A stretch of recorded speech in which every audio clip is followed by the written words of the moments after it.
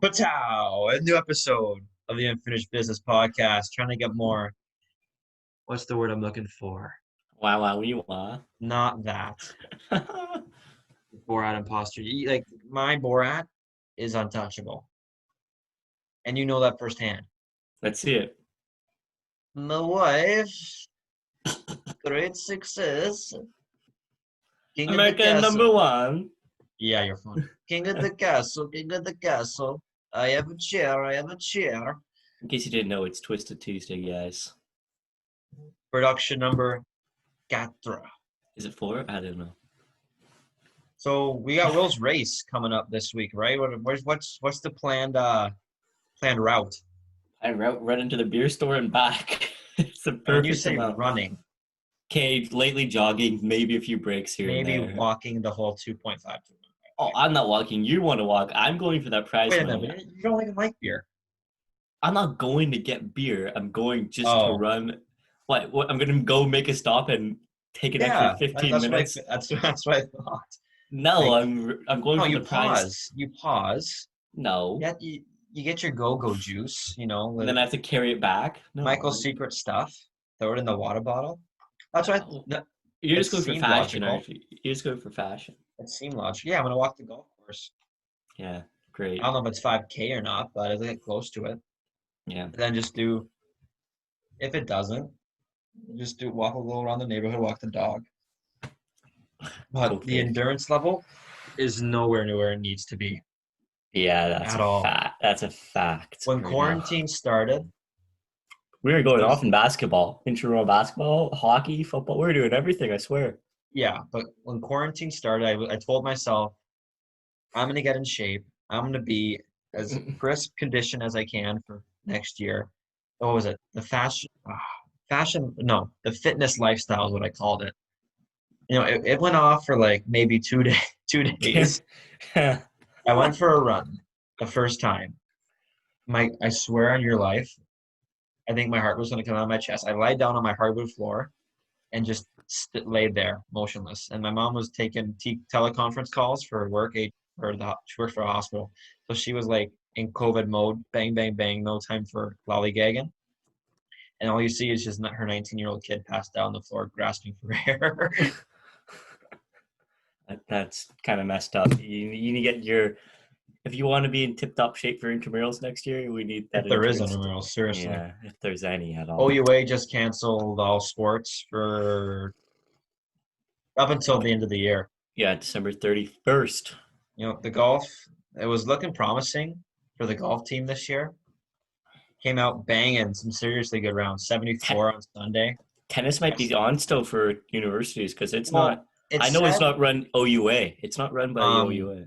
it was only a couple sports that I saw were actually not being run. So obviously football's the big one. Yeah. Cross country, I didn't see anything for basketball, which is kind of surprising. But I did not see golf. Like golf is probably one of the better sports to play because that's probably the easiest to socially distance. 100%. Isn't Ottawa in phase 2 now? Yeah, we're in phase 2. Yeah, it's bullshit. You're not, You Hamilton, Toronto, Niagara region Anything people. Southern Ontario But it's is weird down the because drain. Hamilton and Niagara region don't even Are have that many. great. They're great. They're like 500,000 residents, right? And like 100 cases or something like that. Okay, here's the thing. That's why they shut this down is because it's so close to Toronto where they get bad. Yeah. And if they see like, oh, Hamilton's open, let's just go to Hamilton. It's a quick drive away. Everyone's gonna go there. Makes sense. And Who wants to go Niagara's just like close as well. So. But who wants to go to Ottawa? Am I right? Well, yeah, you want to make that 4-hour, 5-hour trip just to come down and say, hey, let's go Let's get a haircut. Let's go look at the Parliament building. That's all you can really do. Hey, this will be the last podcast. You'll see the muff. It's getting cut tomorrow. It's getting cut. Jeez. It's so long overdue, man. Like I'm starting to get headaches of how long my hair is. It's just weighing down. You gotta grow it out, get the flow going. The 11-hour sleep last night. I was surprised. Holy. You text me like, yeah, I'm gonna.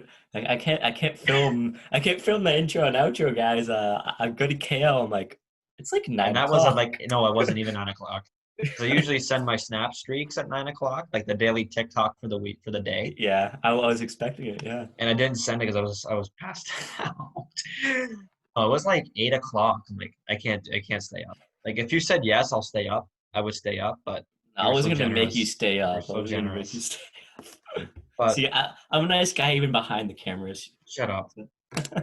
Yeah, like for the last, I don't know, it was last time, like you're being, this is not the real Malcolm you're seeing on the unfinished business viewers here. If you know Malcolm, you know that you're not getting the The 100% authentic one. added, the authentic, I like, that's better. The authentic Mr. Govius that we all know and love. Because he's very, oh, what if my future employer sees this podcast? What will they think? Well, it's true. I can't just be saying willy nilly. Like I have to Man, be somewhat polite. You're like the same. Like you don't go full out in what you could say. pull out. I'll say you don't mention a certain TikTok star when we're on the podcast. Charlie D'Amelio, what up? Oh wow. Okay. You actually More or less did. her sister has to keep me employed. But Jeez. oh, what would I do if I was a young kid again? I don't know. Oh my Be goodness. great.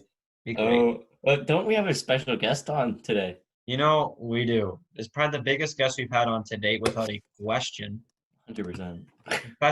Former professional hockey player, had a stint with the Marlies, had a stint in the ECHL. Great friend that I can call a friend now is Max Taylor. It was a great interview. Definitely got a lot of brings a lot to the table of all his life stories that he's had that a lot of us can't really relate to. He's got some great experiences that he shared with us. That he's going to share with you guys about after hockey, during hockey, concussions. What he's a big advocate for now. He speaks out on that more or less outside of hockey. What he does now before hockey and how he got into it. It's a great interview, and I hope everybody doesn't, because we get that YouTube analytics, like we get past the minute and a half mark. Yeah, Yeah, I no said one's it. watching. I said it because I'm sure no one's watching right now. But if you Probably are, that's past a minute and a half, I'm pretty sure. but if you're lucky enough to send through it, enjoy the interview. And without further ado, it's Max Taylor with Unfinished Business.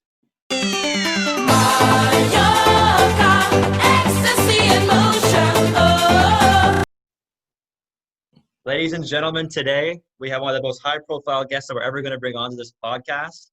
Great guy, great hockey player, Mr. Max Taylor. Thank you for coming on. Thank you. That's funny. I know I'm trying to get these kind of introductions from anybody else, so we're trying to keep things light. Yeah, that's good. We're gonna start off. I've watched a couple interviews off of yourself just to get more information on you. Is it true that you're from England? Yeah. I was born. Wow, that's awesome. Yeah. I was born in a small, like British, like army base. My father was in the British Army, and so we kind of moved around a lot. And when he retired from the British Army, we moved to Canada when I was 4, and so we ended up growing up in Ottawa. So like I guess I have dual citizenship, but I was born in England, but I grew up really in Ottawa. So yep. When we were doing research on you, Malcolm's from Ottawa, so when he heard you from Ottawa, it's like he had a huge man crush on you. Like, oh my god, I got a guy. Oh my god. What part of Ottawa are you from? I'm from Canada, so not a lot of people don't really consider Ottawa. It's not in the downtown or anything. It's the suburbs, but I'm from Canada. Yeah, I'm no different. From Orleans, just on the opposite side of you. Yeah, that's the far end. Yeah. So, with you being from England, was hockey your first love, or was it more mainstream British football, soccer? Yeah, absolutely. I mean, I have no idea what I was doing between 0 and 4, but when we moved to Canada, and my father originally, even though he was in the British Army, he's from Caledon, so just north of Toronto. So, like his whole family is like, just outside of Toronto. So he kind of grew up watching the Leafs, and so when we moved to Canada, he was watching the Leafs play, and I think that's where I kind of first caught on to it, was like those early days of just watching hockey games with my dad. And that's kind of where I started like picking it up, and then we started playing, and it was just like we didn't really turn back. It was just all in. That's awesome. Great story. Yeah. Were there any other sports that you excelled at, and like, did you have to make a choice between hockey and another sport?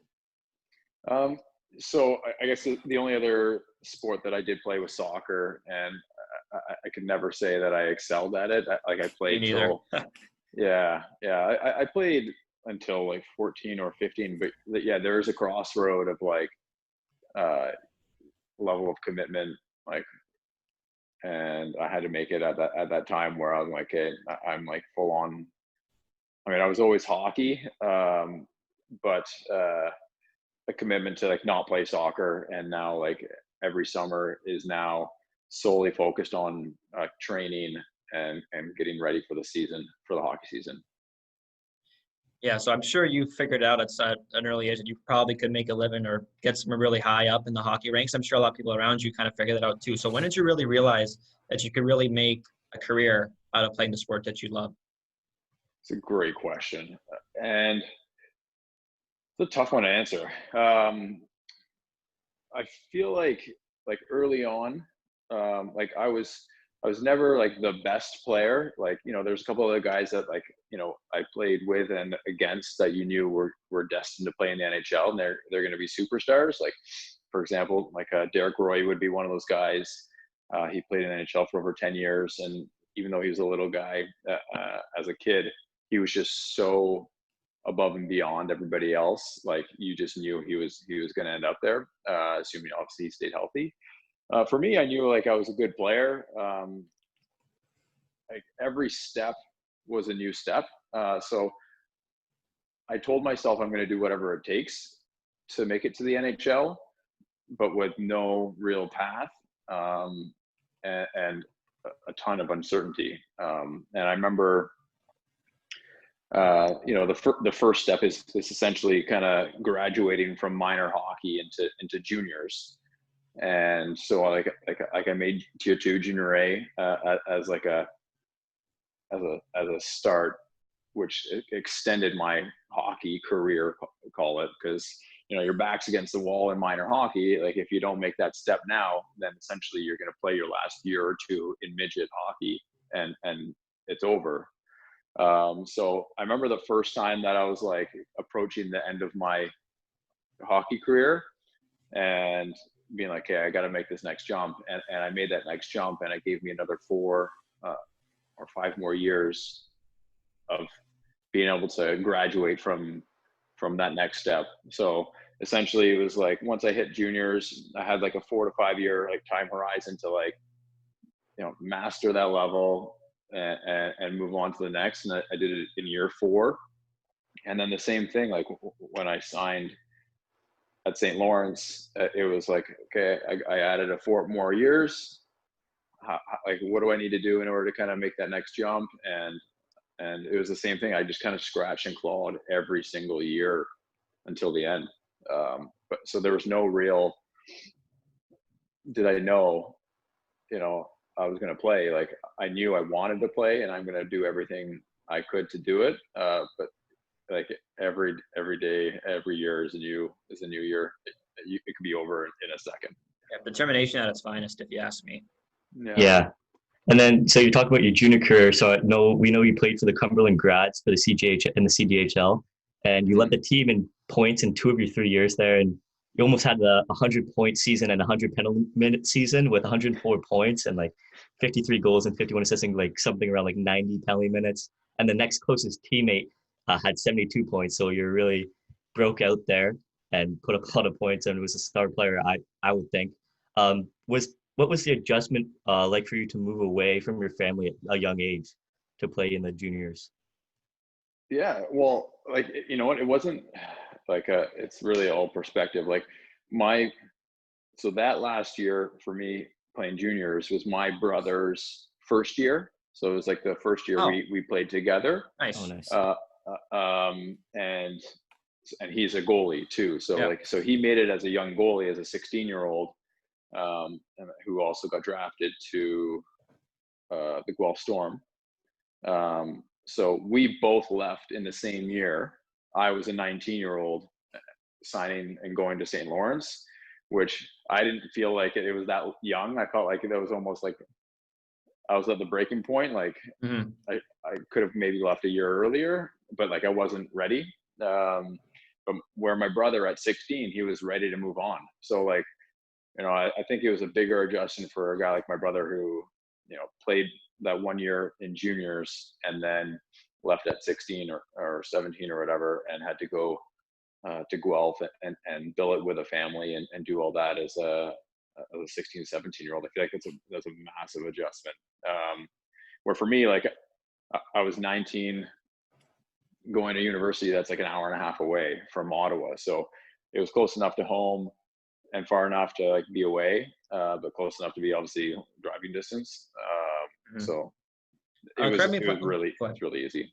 Correct me if I'm wrong, but your brother still plays in the KHL, right?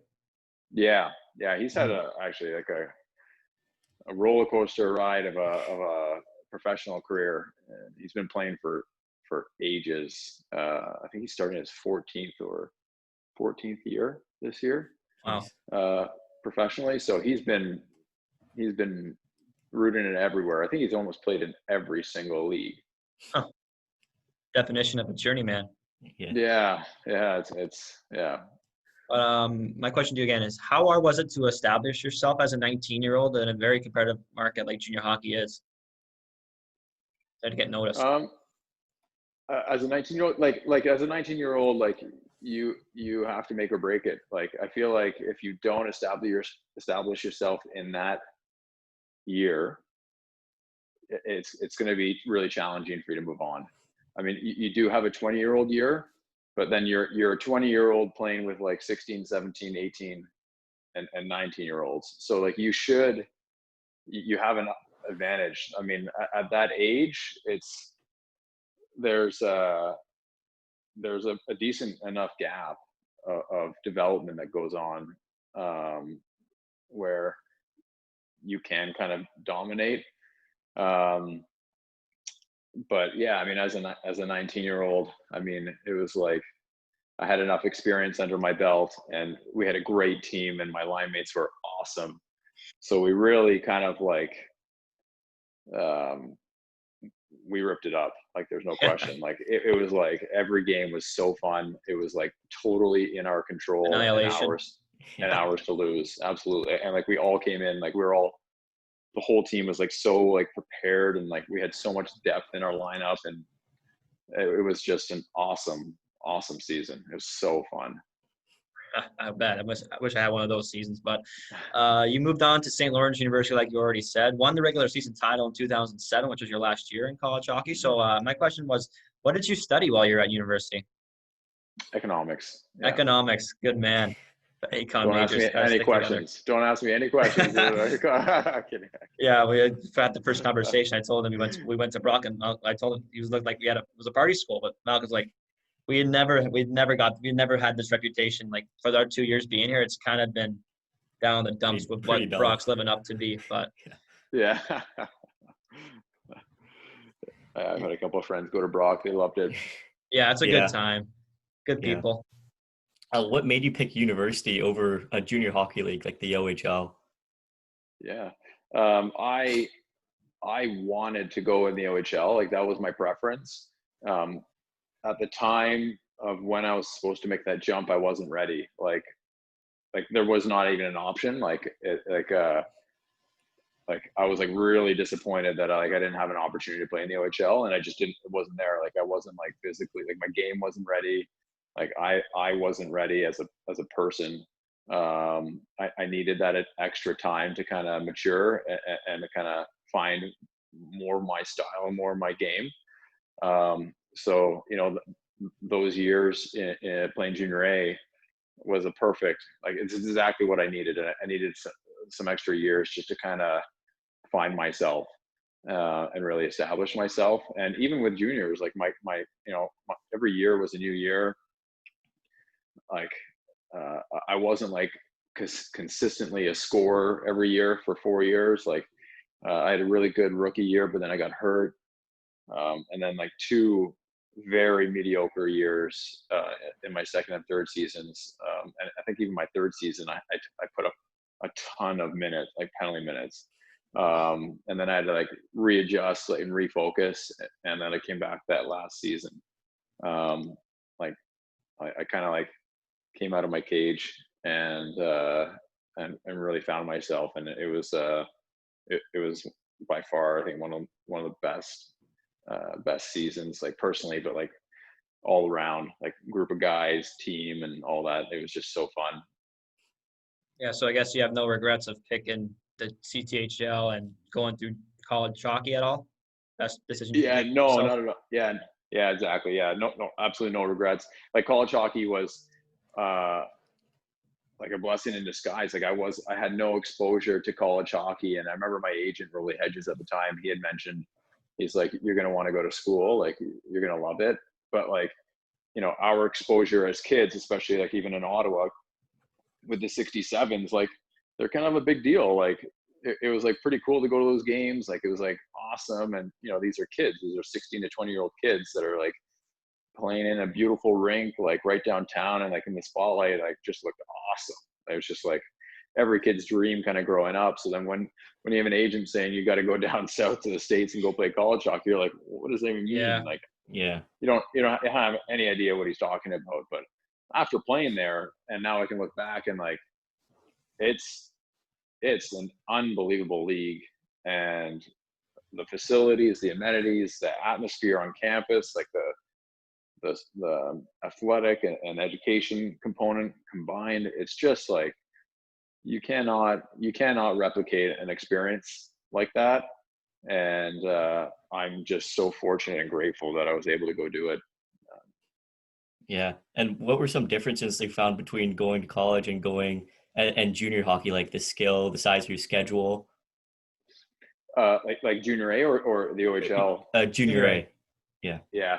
Yeah, I mean, I think junior A there was like around 55 games, and in college we were in the mid to high 30s in terms of like number of games. So we played a little bit more games in juniors, and practiced a lot less than we did in college. So like the practices were an absolute grind. Um, like every single day, like there was literally like you had one day off a week, um, and then you'd have 5 practices plus 2 games. And then you had workouts. So it was it wasn't as the focus was for the games, but there was just so much preparation time leading up to the games, which is why I think the games became so intense, because there's so few of them and there's so much lead up time. So uh, it was a cool experience. I mean, it was yeah, it's just it's just different. It's just like a totally different like game, I guess, and way of preparing for the game, because you just have a lot of time. So you're practicing over and over and over again, and the repetitions are crazy. But like, I feel like I walked into St. Lawrence as a freshman, like a small child, and I came out like a man, like after 4 years. Like yeah, I left St. Lawrence feeling like I could do absolutely anything. Yeah, it made it sound like it's like more of a lifestyle playing college hockey than it is in junior A. So like you said, you kind of grew yourself out of St. Lawrence and you went to the East Coast Hockey League, played a season for the Texas Wildcatters. East Coast Hockey League has probably the sickest jerseys in the league, and the logos, like they're unreal. I wish like the NHL would adopt that stuff. But you did have 25 goals and 20 assists in 59 games, 11 points in 6 playoff games. Not too bad either. That was that season in the East Coast? Yeah, it was eye opening for sure. Um, Texas was it was a great experience, and we had a phenomenal team too. Um, it was interesting because like you obviously, like coming out of college, you have no experience, no pro hockey experience whatsoever. So you kind of you sign this contract with this team in the East Coast, no matter what team you're in, and you speak to the coach, and you're kind of already in discussions of how you're going to fit in with the organization and on the team. And then you get there and you realize that there's like a training camp involved, and there's like 40 guys like trying out essentially, but every one of those guys has had the exact same conversation, how they fit in. So you sign this contract like you're going to be playing, but You have no idea if you're gonna make it or not. you're day by day. Like, Yeah. so you have to make that team. And there was, almost half the guys that were there obviously got cut, and all those guys that got cut were thinking that they had a position on the Yeah, team. they had the same mentality like you had. It was a rude awakening when we were sitting there, Jeez. like having those conversations and being like, what? And like realizing that no one was safe. I feel like we all kind of realized it at the same lunch. But it was like no more talking after that. No one's friends. Yeah. Yeah, I feel like even down there, like the team was so good. I honestly, I feel like I kind of just squeaked into the lineup. I feel like I barely made that team. And in the coast, you don't dress. You're limited to how many guys you can dress every game. So, Okay. I'm trying to remember this correctly. You don't have 4 lines. You have 3 lines plus maybe 1 or 2 guys. One guy rotating through. Yeah, it's 3 lines plus like 1 or 2. You don't have 4 lines down there. And I remember my first like 14 games is like I don't think I got a single point. And I was like, wow, like I should start looking for a new career, because obviously like I don't know how to play professional hockey. And like I was there playing limited ice time, like no special teams or anything, and I was playing with these two beasts.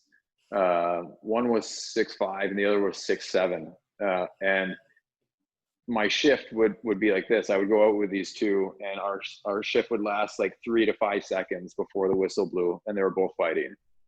And that was for the most part my shifts in the first like 14 games, because I was on like a goon line, and I was just center for them. So I really didn't do anything until there were call-ups. So players on our first and second line started getting called up to the American Hockey League, which created room for me to kind of move up.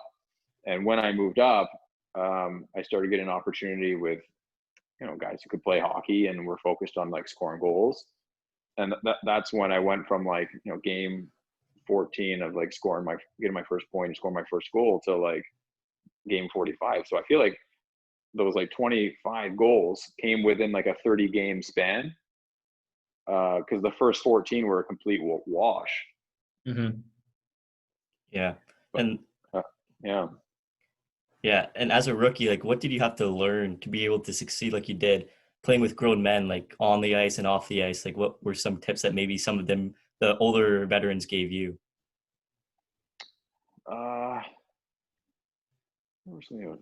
Yeah, like for the most part, we actually had a really young team. Like a lot of our guys, like the coach that we had, Malcolm Cameron, he recruited a lot of like studs that were coming out of college, and or the CHL. So the majority of our team were like rookies, or even second year players that came out of like Minnesota or wherever.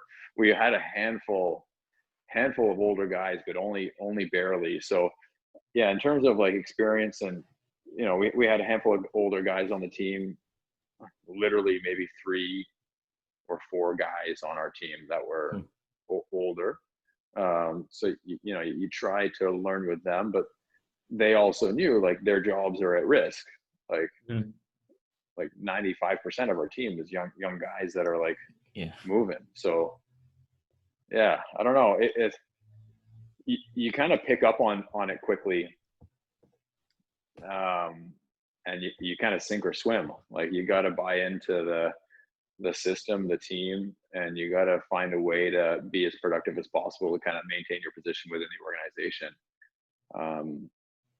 and in order to survive and kind of like live another day. Because I feel like down on the East Coast, it's very different than playing in the American League.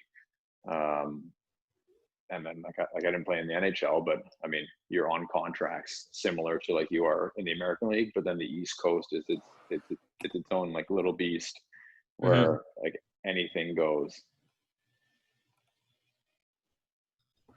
So, like you said, you got invited to Leafs training camp. Is that how was that? How did that situation kind of unfold, and how you got that opportunity? Yeah. So it was in March of 2008. So it was like the tail end of my. We were kind of gearing up for the last few games towards the playoffs of the last few games of the regular season in the East Coast, and my coach kind of pulled me in and said, "You're getting called up to Toronto," and we were on the road in I think Augusta. So like I only had my clothes and belongings for whatever that road trip was with Texas, and then I ended up in Toronto for. Wow. It was supposed to be like a weekend because I guess they had like a couple injuries, and so I was going up for like a four game kind of stint that they had. It was 4 games in 5 nights. Oh, and I had just finished the 4th game in our 5th night with Texas. So it was like 8 games in 10 days, which I don't think I'll ever be able to do again. I mean, I could do that.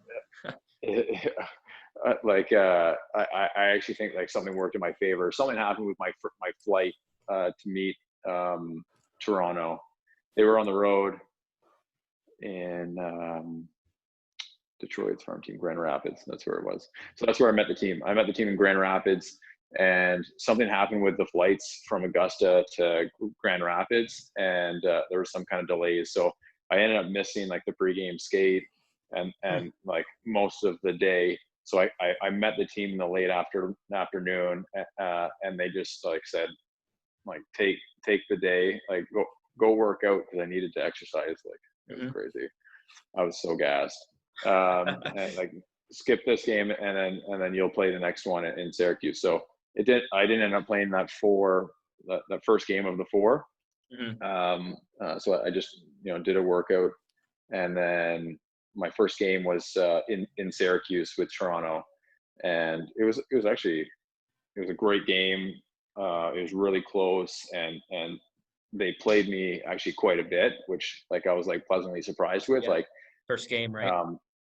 Yeah, like so like the thing with like I guess getting called up, like there's like one of two things can happen. Like if you're like a first or second line guy and you're kind of filling in as a third and fourth line role, it doesn't really go well, but that is normally kind of what ends up happening. You don't really get much of a chance, and you're just kind of filling in a spot and then going back down.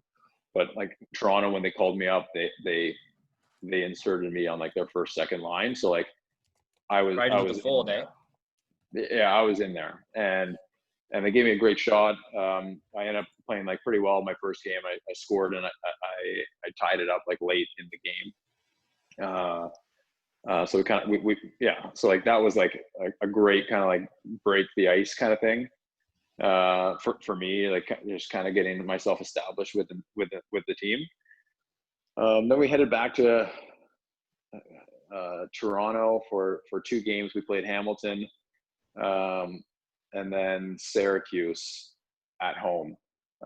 Hamilton game was a blur. I don't really know what happened against Hamilton. Like obviously nothing, because I can't even remember. Yeah.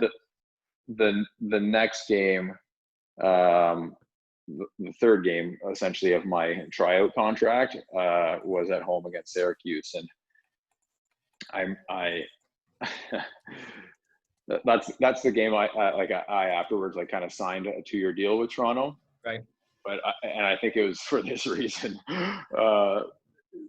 We had a play where the D would in our zone would pin their forwards, and then the center would come in and essentially pick up the puck, wheel around, and our wingers would stretch to cross the blue line, and we'd hit them with a stretch pass just to deflect it in and get it essentially from the back of our net all the way back into their zone and just start putting pressure in on them. And so I did that. I picked up the puck, my winger stretched, I hit him with a pass, he deflected it, and instead of like deflecting it, because he knows the defenseman's behind him. Mhm. Usually you'd kind of like wait a second, but he touched it and turned, and he got absolutely Crunched. annihilated. Like it could Jeez. not have been more of a suicide pass, but it was Yeah. our. It was That was our. designed to how to do it, right? That's our system. Like he knew he should have wait, but it makes me look like an asshole because I look like I just like sent him to heaven. So I was like, wow, like I guess I gotta go. So like I literally skated. Did you hear from him after or no? No, well, no. Like I basically skated from my goal line to the red line and jumped the guy and absolutely lit him up right in front of our bench. And so I got 17 minutes in penalties for that. Jeez. Like I got like a 2 minute, a 5 minute, and a 10, and it was right in front of the bench. So like I ripped this guy apart, and it was awesome. Like, like the boys were fired up. I bet. So Man. it was after that game where the Marlies then signed me to the remainder of that season, and then the following year. So it was like considered a prorated two-year Right. deal, and invited me to Leafs camp, and so like it came off that tryout contract, but that's kind of how it all stemmed. That's how it all stemmed. Yeah, that's awesome. I wish they still had that in today's game where you can still light up somebody and not get suspended for it. Or everyone just jumps out of proportion. Like, seriously, that's the misery I miss about it. Yeah, it's true. But you were also featured in a Maclean's article called "The Truth About Concussions." Yeah. Do you want to summarize like your experience with that? Oh gosh, it's long. Yeah. So like, yeah, I didn't really have much of a history on concussions. Like I had 2 concussions that I like can recall growing up. There was one concussion in as a 15-year-old that took me about a week to recover from, and then another one in college that was roughly the same, about a week to recover from, and then other than that, it was just I don't know. I was fine. Like I was really, really, really healthy. But so right after I'd signed that deal with Toronto, there was a pre-arrangement where I had my coach in Texas said, no matter how long you plan on keeping him here, make sure you send him back for playoffs. So like that was news to me when I got sent down, and already kind of pre-arranged. Like I didn't feel like I deserved it because I had already been doing really well with Toronto and had established myself as a full-time player on the team, and like actually I was contributing too. So, but nonetheless, I ended up going back down to Texas to play playoffs, and they played me a ton. And in one of the games in the second round, I took a hit. Actually, oddly enough, I took a hit from the same guy. And you lit up? That's right. Really? Wow. Yeah. Wow. So he ended up going back down for playoffs to his East Coast team, which then we ended up playing each other in the What are second the round. odds? Isn't that crazy? I'm getting chills even thinking about that. So yeah, so he caught. It wasn't his hit that got me. He hit me good. It was great. It was a good hit. He hit me square. It was clean. He hit me square in the chest, like behind the net.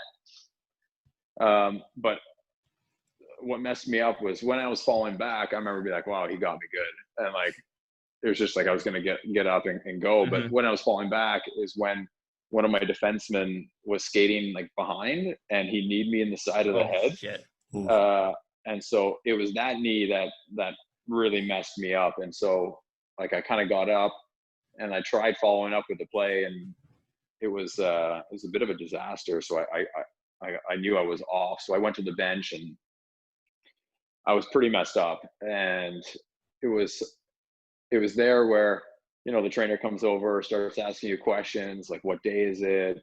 Who are we playing? What's the score? What time is it? Blah, blah, blah. And like, I could like answer these questions, but my body was kind of shutting down, and like all the muscles in my neck were giving out. Like I had no strength. And so my head was just kept falling into my chest because I couldn't hold my head up. So she would just hold my head for me. And I'd be watching the game, her holding my head, and coach came over, like asked her if I think she could play, if she think I could play, and I had a few minutes off, but eventually we went on the power play, and she's like, yeah, coach wants you to play. You think you can play? And I was like, well. Oh yeah, you're not gonna say no, right? Yeah.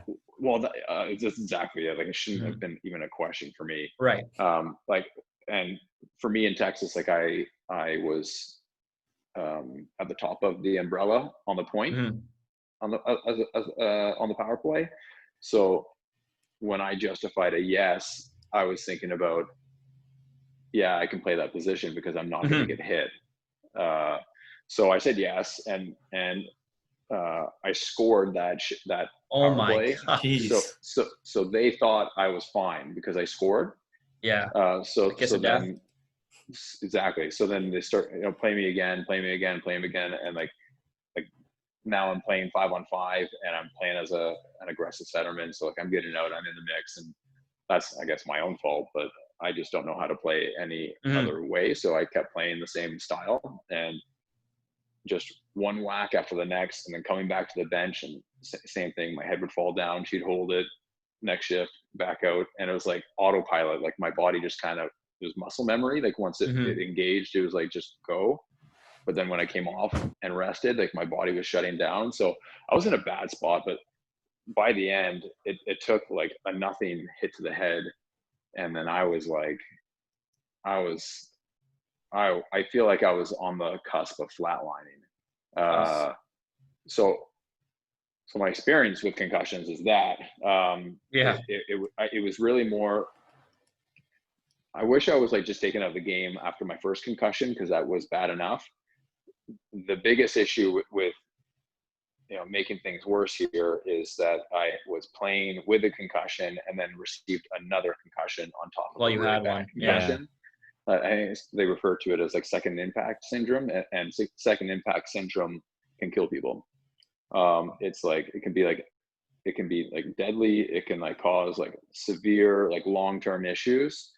And so from that moment, like I was like falling in and out of sleep. I couldn't walk. I couldn't even stand. I couldn't even actually sit. I had to get like carried into the back room. People were cutting off my gear like with scissors. Wow. And then all of a sudden I remember being like, I can't, like, I'm like having trouble breathing, like and so an oxygen mask had to come on. Like my whole body was just giving out.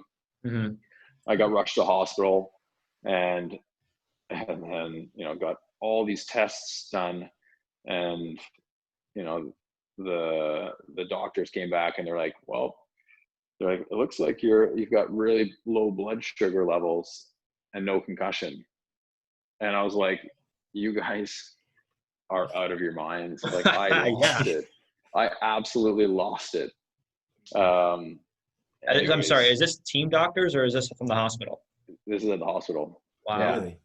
Yeah, it was embarrassing. It was embarrassing. I'm like still to this day, like, how is that even possible? How can that actually be possible to do? Like you're getting oxygen on low blood sugar, I think.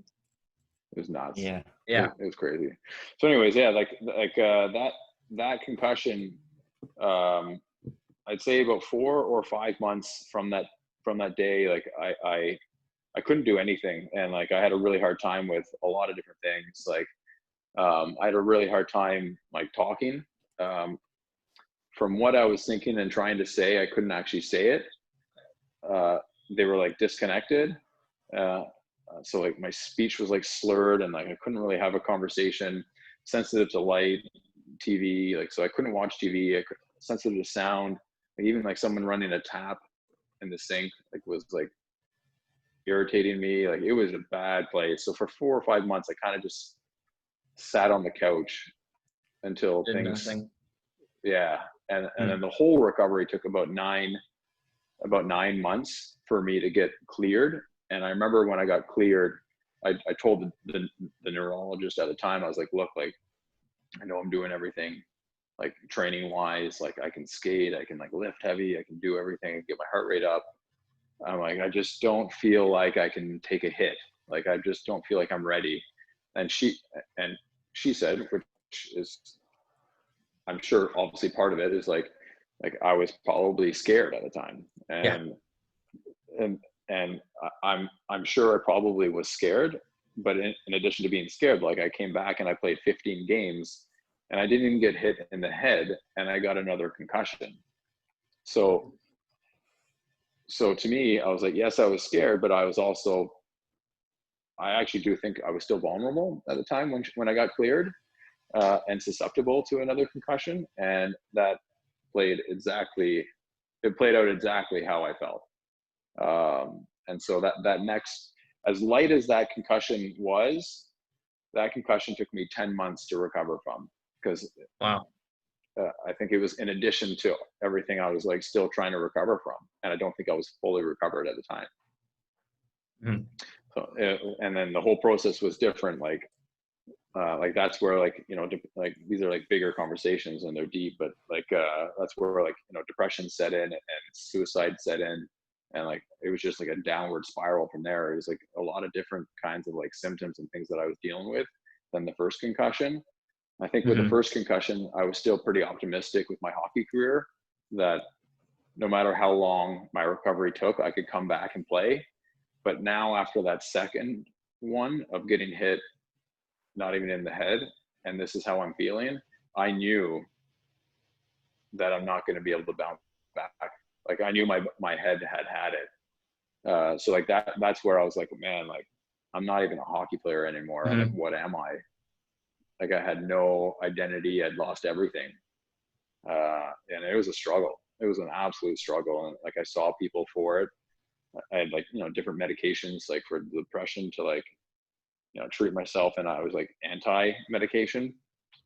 So like I worked through all of those dark days with like a psychiatrist. Yeah. Psychiatrist. Mm-hmm. And found different like techniques to help me get out of it. And it helped and it worked. And I'm in a different stage Smiling now now. here, 10, 12 years out. And I can like look back and be like, wow, I was like, I dodged some serious bullets there. Like it was like I was going down a bad path and I'm out of it now. I still do deal with some symptoms, but they're symptoms that I can live with. And I kind of know what triggers it now because I've dealt with it long enough, and I'm still kind of still like being proactive and still seeking like I'm still like searching kind of for help of different ways of how I can like reduce the symptoms that I have still. So I'm still like actively pursuing like the recovery process, but it's just I'm in a position now where it's like I can manage it and like have a good life and a good quality of life and have a good like work life balance, and things are kind of normal, and I'm able to play hockey for fun and do all those good things. So yeah. And then does it shock you when you see players like Sidney Crosby and with his concussion history and they're still playing hockey? Does it shock you to see them still playing after enduring that many concussions? It doesn't shock me. It doesn't shock me because I feel like he got the right treatment and got to the right place for him to be actually fully recovered. Okay. So I think if I had the opportunity, the same opportunity as him, to go see, the people that he did and have that timeline to recover and feel fully recovered, I think it could have been different for me. Because I know I was not right, and I remember that conversation. It was we agree to disagree. Leaving that office when she cleared me to play. So, who were your biggest supporters through this whole ordeal? Excuse me. Yeah, that was actually like, so my mom for sure. And then, so my mom on the first concussion, and then my now wife on the second one. I had met my wife at the time when I was coming out of the first concussion, so like things were kind of coming back to life, and I was like feeling really good, and like I was in a really good place. Rejuvenated.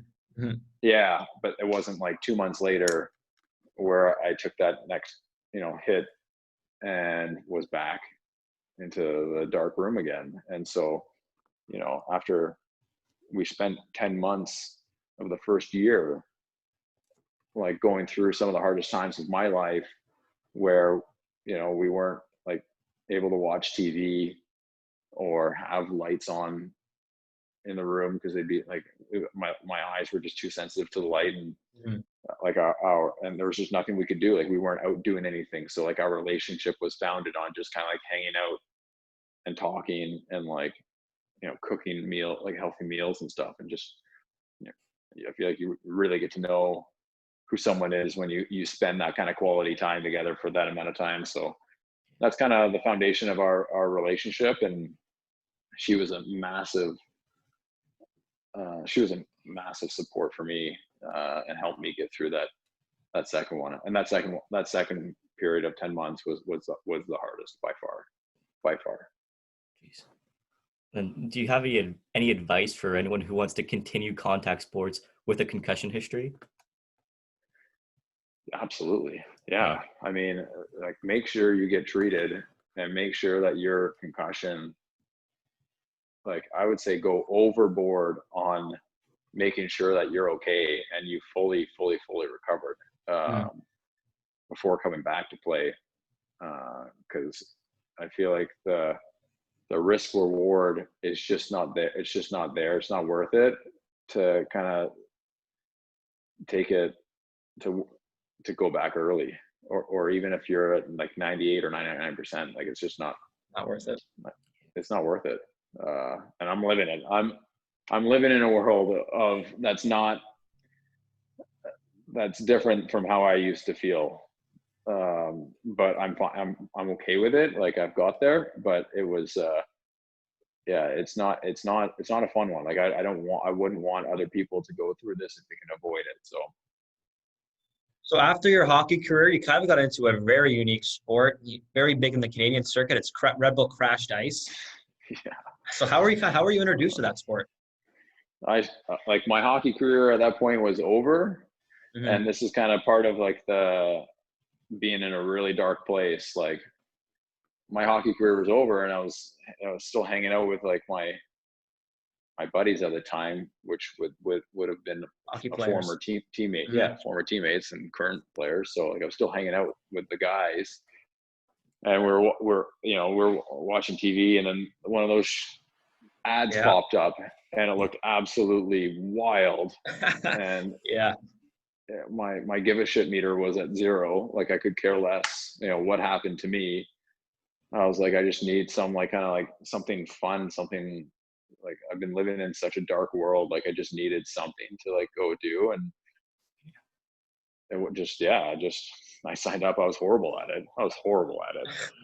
I couldn't believe how good some other guys were. And it's just, I feel like hockey players, like don't just automatically adjust to those hills and drops and everything in between. The whole time. Yeah. Oh my gosh. It's ridiculous. It is. It's crazy. But it caters to the guys that are really good at skiing, like wakeboarding, like water skiing. Like those guys absolutely crush it. So, if I was on a hockey rink and skating on a flat sheet of ice, I would murder those guys. Like 10 times out of 10, I would absolutely shred those guys. And then on the track, it's just so different. It's just, it's all body position, and these guys kind of get it. And it's just, it wasn't for me. The social aspect of it was for me at the time. And like, it kind of helped me kind of get out and just like be around like, people and like a fun environment, which I really needed. Like I was like in desperate need of that, because I was coming from a pretty dark place. So for me, I think those little crashed ice games or whatever was more of a social thing than a competitive thing. Well, yeah, if I had the opportunity, I absolutely take that. I would take that up for sure to do crash dice. Absolutely, 10 times out of 10. Yeah, I don't think I could say the same. yeah, yeah. It was Uh, fun. were you able to meet the Croxall brothers, like Kyle and Scott Croxall, who are considered like the best crashed ice skaters ever? Did you make Yeah, it they're that far to fantastic. get? Did you get to make it that far to get to race against them, or? Yeah. No, I didn't know. I didn't race against them. Like I know them personally. Like Wow. I've actually I played them in. I played with them in a couple of like hockey tournaments or whatever. Like for men's league. Mhm. But yeah, no, they're incredible at it. Yeah, I They're, remember as a they're kid they're- watching them. yeah, they've got it down to a science. And these are guys that are like, they're extreme guys. Like they do everything at a high level. They do a ton of like water skiing and wakeboarding and all these like kind of like water sports, throughout the summer. So I find even that for them like really helps, and their athletic ability is exceptional as well. So, and they're good hockey players too. They can skate really well. So the combination of all that is what makes them like so good, and they're just like good dudes too. So it's been fun to watch them go. Absolutely, absolutely. But after your crash dice stint, what are you up to now? Like, what's keeping you busy? 3 kids, 5, 3, and 1. Mhm. I got someone banging on my door right now. There's no hiding place. That's my 1-year-old. Yeah.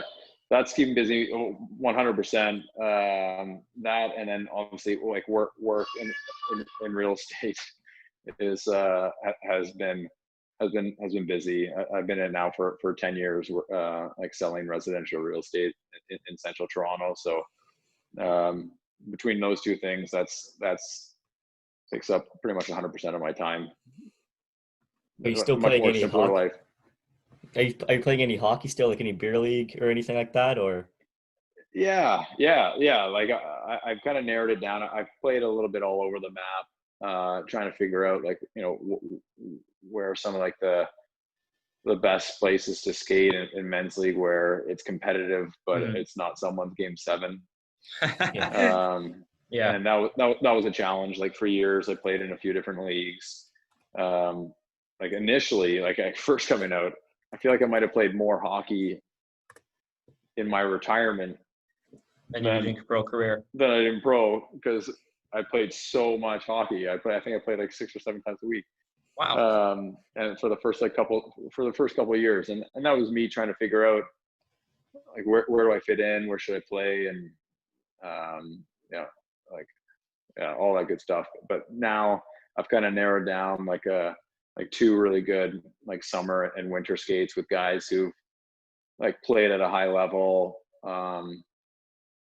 They're super respectful on the ice, and like they've played at a high enough level where they're skilled and competitive, but it's like controlled and it's a good environment. And the dressing room honestly is always fun. So I bet it is. You got some good stories in the dressing room? Yeah, from a lot of different guys, different experiences, different leagues, around the world. So, you share a lot of the same like kind of passions and whatnot. So you're all kind of like like-minded guys, and you're just sharing some funny stories that happen. It's a good time. Absolutely. Well, we appreciate you coming on. Thank you very much. It was a great conversation, a great inspiration for others as well. We're going to throw your McLean's article. I've linked them in our description. If anyone else wants to read up on your story, I'm sure it's an inspiration for a lot of people who have concussions problems like yourself and how to cope with that. So we'll let you get to your 1-year-old, and thanks for coming on. I appreciate it. Yeah, no, my pleasure, guys. Thanks very much for doing this. I appreciate the invite. Thank you. Take care. Thank you. You too.